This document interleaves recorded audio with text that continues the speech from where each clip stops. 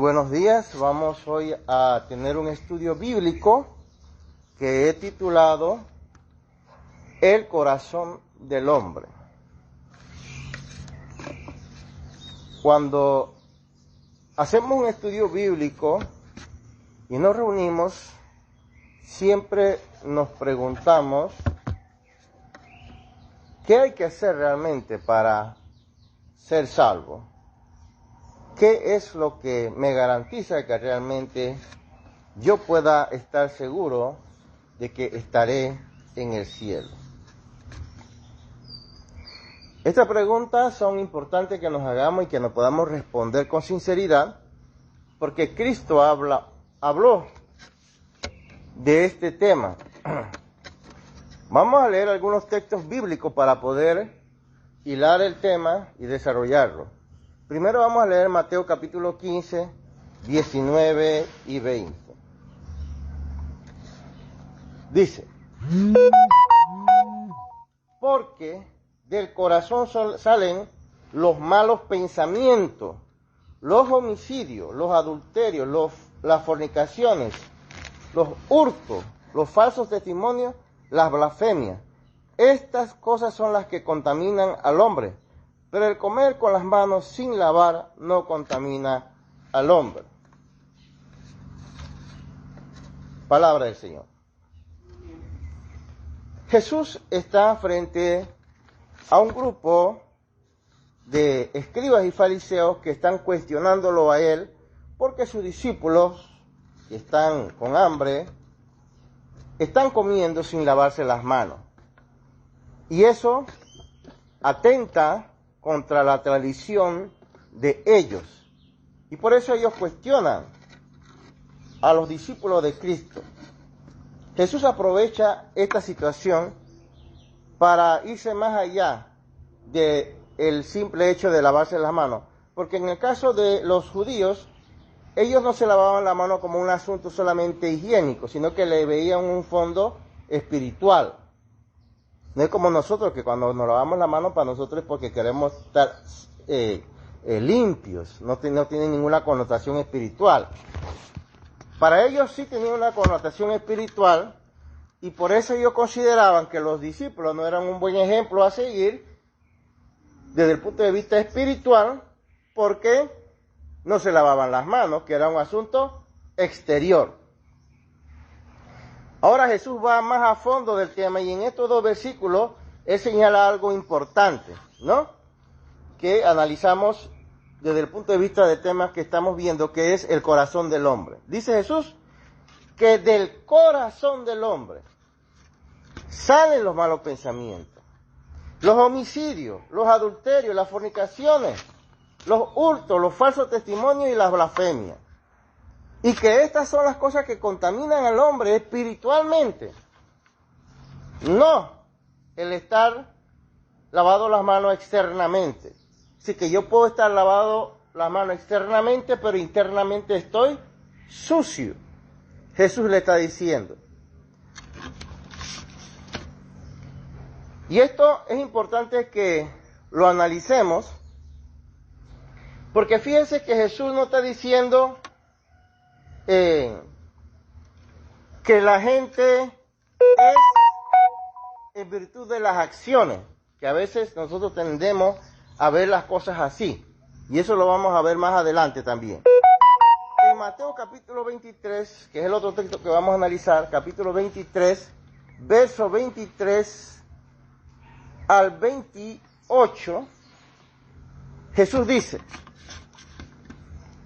ay de vosotros, escribas y fariseos hipócritas, porque diezmáis la mente y el eneldo y el comino, y dejáis lo más importante de la ley, la justicia, la misericordia y la fe.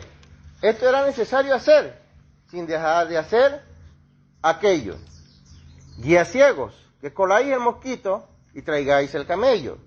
Ay de vosotros, escribas y fariseos hipócritas, porque limpiáis los de fuera del vaso y del plato, pero por dentro estáis llenos de robo e injusticia. Fariseo ciego, limpia primero lo de dentro del vaso y del plato, para que también lo de fuera sea limpio. Ay de vosotros, escribas y fariseos hipócritas, porque sois semejantes a sepulcros blanqueados, que por fuera a la verdad se muestran hermosos, mas por dentro están llenos de huesos muertos y de toda inmundicia. Así también vosotros por fuera a la verdad os mostráis justos a los hombres, pero por dentro estáis llenos de hipocresía y de iniquidad. Aquí Jesús está desnudando la hipocresía de los escribas y fariseos. ¿Y quiénes eran estos? Eran líderes religiosos. Líderes religiosos como los hay hoy. Líderes religiosos, predicadores, pastores, sacerdotes, obispos. Esos eran los líderes religiosos. Y Jesús le llama a ellos hipócritas. Y vamos a ver algunos detalles de por qué los llama hipócritas. Porque dice que diezmáis la mente y en el herdo y el comino. ¿Qué quiere decir eso? Jesús lo que está diciendo es que ellos eran tan estrictos en el tema del diezmo. Eso es lo que quiere decir. Ellos eran tan estrictos en el diezmo, en dar diezmo y en exigir diezmo. Eran muy estrictos. Pero dice, en hacer justicia, en tener misericordia y en practicar la fe, no. Estaban lejos. Estaban lejos de practicar la fe, lejos de ser misericordiosos, lejos de actuar con justicia. Y dice Jesús, por eso le llaman hipócrita, porque dice, era necesario hacer. Sí, era necesario hacer lo del diezmo, pero también era necesario practicar la justicia.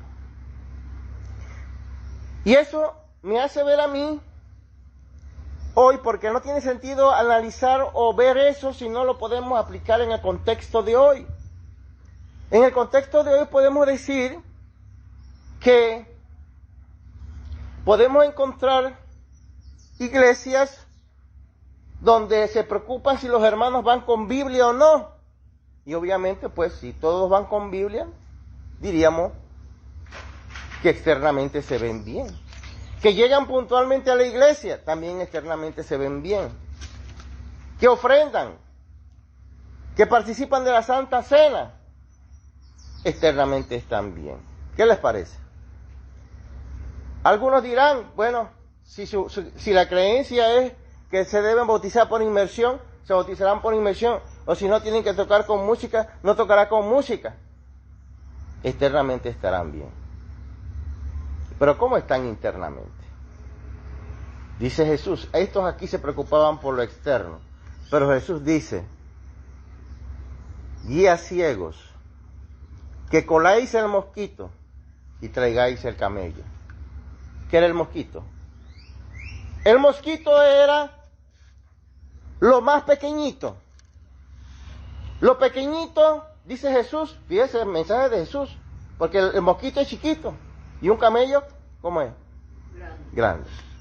Entonces dice Jesús que el cuidarse del diezmo, dice, es mosquito. El guardar el sábado es un mosquito.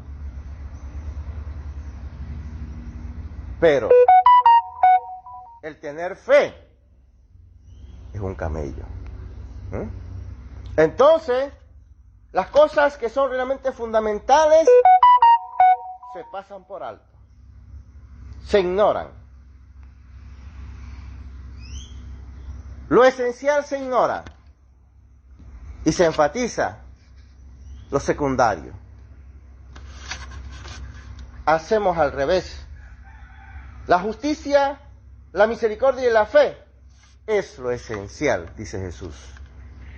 Es lo esencial. Es lo que Dios demanda de nosotros. Ay de vosotros, escribas y fariseos hipócritas, porque limpiáis lo de fuera del vaso y lo del plato, pero por dentro estáis llenos de robo y de injusticia. Estos se preocupaban por mostrar, ¿qué? Nitidez, porque limpiaban todo limpio, como aquellos que se preocupan porque la iglesia esté limpia, y no estamos diciendo que no es importante. Pero Jesús está señalando esto. Se preocupaban por la nitidez. Pero estaban llenos de robo y de injusticia. Los principios espirituales y morales que se practican día a día no les importaba. Por eso le dice fariseo ciego, porque vivir así es vivir en ceguera espiritual. Puede ser que yo impresione a muchos, pero a Dios no lo impresiona. Y en fin, nosotros podemos ver que en el verso 28, que es el último verso, dice: así también vosotros por fuera a la verdad os mostráis como justos a los hombres. Justos a los hombres nos mostramos nosotros. Pero por dentro está lleno de hipocresía. Somos falsos y estamos llenos de iniquidad, dice la palabra de Dios. ¿Y por qué? Porque la palabra, en la lectura que hicimos anteriormente en Mateo, vamos a leer de nuevo, es la clave de lo que estamos viendo. Dice la palabra: porque del corazón salen los malos pensamientos, los homicidios, los adulterios y las fornicaciones. Porque en el corazón del hombre están estas maldades. En el corazón, allá adentro donde nadie lo ve, están esas maldades, dice la palabra. Y Jesús apuntó al corazón del hombre, dice, donde están los malos pensamientos, los homicidios, los adulterios, las fornicaciones, los hurtos, que es robar, los falsos testimonios y la blasfemia. ¿Dónde está? ¿Afuera? No, dice Jesús, está dentro del corazón del hombre.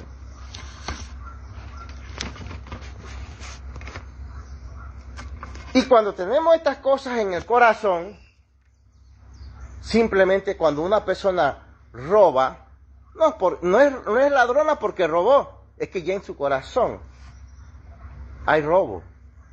Tiene un corazón donde hay robo.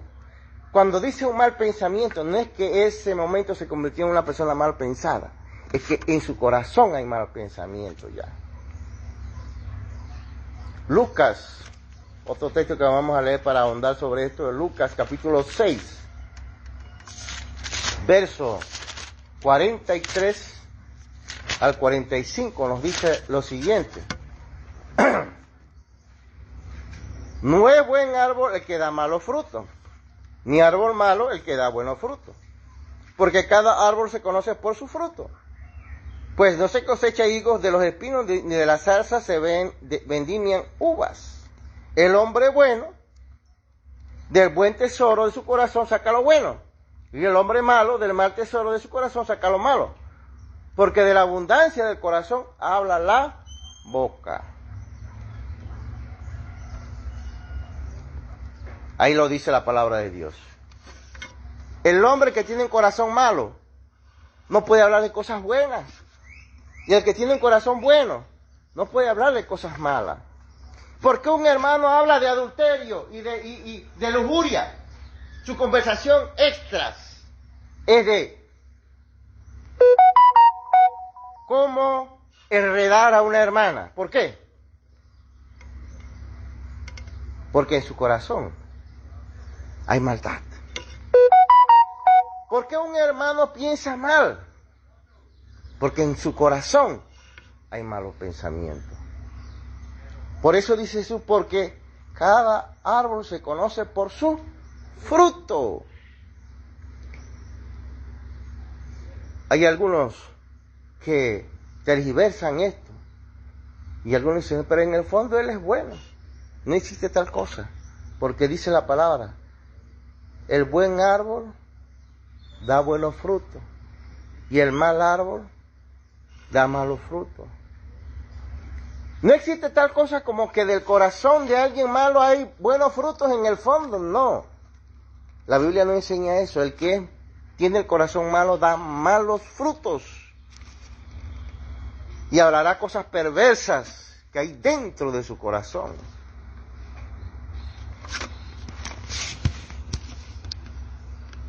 Podemos decir, entonces, para sintetizar lo que estamos señalando, de acuerdo a los textos leídos, que la persona no es mentirosa porque miente, sino porque en su corazón hay mentira. ¿Es así? Que la persona no es adúltera porque adulteró, porque en el momento dijo, el hermano es adúltero porque adulteró. No, es que ya había en su corazón adulterio. Es que el hermano es calumnioso porque calumnió a alguien. No, es que ya en su corazón ya había ese pecado de la calumnia. Ya era en su corazón lujurioso. Ya es en su corazón sectario. Le gusta la división, la discordia. No es que él provocó, es que él ya tenía en su corazón un corazón de discordia y de sectarismo. Ya él tenía en su corazón el ser ladrón, el ser adúltero.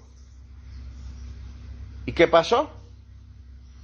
Cuando se dio la ocasión, ¿pecó o no? Cuando se dio la ocasión, pecó. Por eso es que la palabra de Dios nos dice, y vamos a leer un texto más, en Santiago, capítulo 1, 12. Santiago 1, 12. Nos dice la palabra de Dios en el 1, 12 al 14. Dice así: bienaventurado el varón que soporta la tentación, porque cuando haya resistido la prueba, recibirá la corona de vida que Dios ha prometido a los que le aman.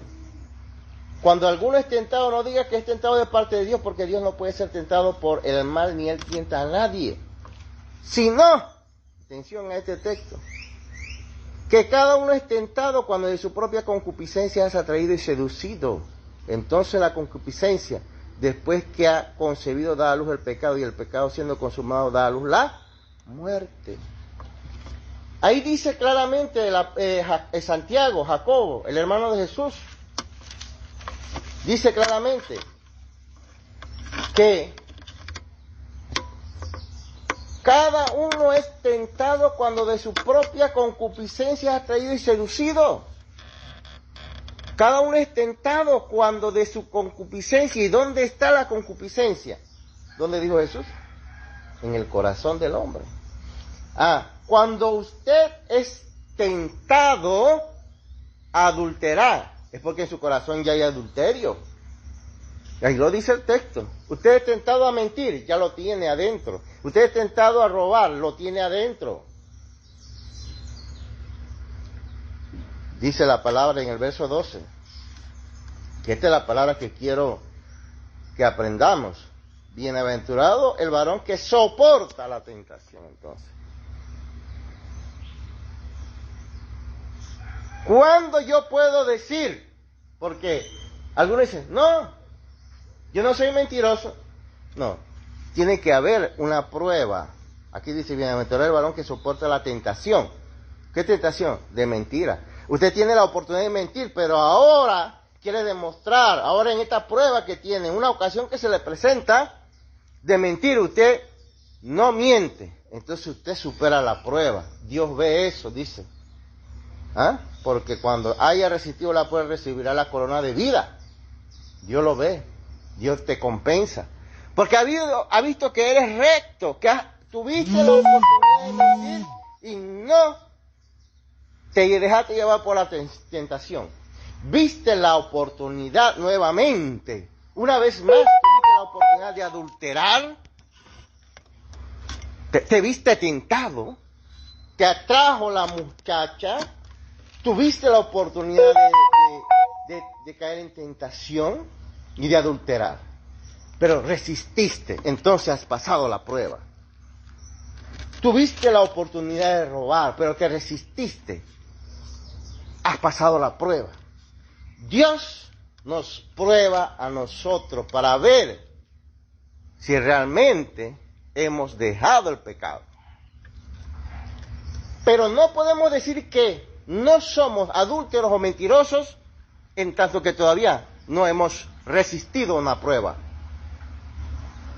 Porque sabemos Que hay hermanos que caen una y mil veces cada vez que se les presenta la oportunidad, porque tienen la mentalidad mundana y carnal todavía. Porque el mundo dice, cuando tú no robas en una oportunidad que se te presenta, dice que eres bobo. Cuando tú no te aprovechas de una hermana, dicen que eres bobo. Pero Cristo, Dios en su palabra dice que has triunfado y te premia. Entonces, en tanto no podamos nosotros triunfar, podemos decir que hemos resistido la prueba.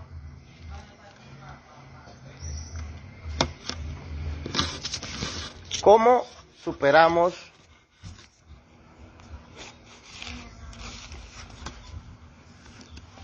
las pruebas? Pase adelante. En Salmos 51 nos dice la palabra de Dios, vamos a leer 5 versículos. Ten piedad de mí, oh Dios, conforme a tu misericordia, conforme a la multitud de tus piedades, borra mis rebeliones, lávame más y más de mi maldad y límpiame de mi pecado, porque yo reconozco mis rebeliones y mi pecado está siempre delante de mí. Contra ti solo he pecado y he hecho lo malo delante de tus ojos, para que seas reconocido justo en tu palabra y tenido por puro en tu juicio. He aquí en maldad he sido formado y en pecado me concibió mi madre. ¿Qué nos dice este texto, este salmo a nosotros? Todos somos pecadores. Y el rey David es un ejemplo de siervo de Dios que fue pecador también. Pero ¿por qué es uno de los grandes héroes de fe? Porque él dice en el verso 3, algo que muy pocos hacemos. Verso 3 dice, porque yo reconozco mis rebeliones. El problema del ser humano es que no quiere reconocer que en su corazón es mentiroso, es ladrón, es adúltero, es lujurioso, etcétera, etcétera. En su corazón están estos pecados y la gran diferencia, porque tenemos que decir que es una gran diferencia entre aquellos que no quieren reconocer su pecado y cambiar y los que sí lo reconocen es este texto bíblico que estamos leyendo. El rey David, y quedó aquí plasmado, dice, porque yo, lo dice el rey David, reconozco mis rebeliones. Y en el verso 5 dice, he aquí en maldad he sido formado y en pecado me concibió mi madre. El rey David reconoce que es un hombre lleno de pecado. Él no está hablando que los hombres, porque eso es fácil decir, meter a todo el mundo en un saco. Él dice, yo soy rebelde, yo soy adúltero, porque él adulteró, yo soy asesino. Por eso en el verso 2 dice, y le pide al Señor, lávame más y más de mi maldad. Lávame más y más de mi maldad. ¿Quiere usted realmente que Cristo, que Dios lo premie? Hagamos como hizo David. Reconozcamos que somos malos y rebeldes. Reconozcamos nuestra maldad y nuestro pecado. Reconozcamos que el único que nos puede cambiar ese corazón de piedra y de maldad es Dios. Vamos a leer un último texto. para ver lo importante de conocer nuestro corazón y de trabajar en él. Primera de Juan, capítulo 1, verso 6 y 8. Dice así: si decimos que no tenemos 6 y 8. Si decimos que tenemos comunión con Él y andamos en tinieblas, mentimos y no practicamos la verdad. ¿Sí? Porque la mayoría de las personas que son líderes y cristianos no quieren reconocer que andan mal, que andan en tinieblas. ¿Qué pasa con aquel que no reconoce, aquel predicador, aquel maestro, aquel cristiano que no reconoce que está en tinieblas? Dice la palabra que mentimos y no practicamos la verdad. Verso 8. Si decimos que no tenemos pecado, nos engañamos a nosotros mismos y la verdad no está en nosotros. Por eso el verso 9 dice todo lo contrario. Si confesamos nuestros pecados, Él es fiel y justo para perdonar nuestros pecados y limpiarnos de toda maldad. Por eso es importante seguir los pasos del rey David. David no le dio la vuelta.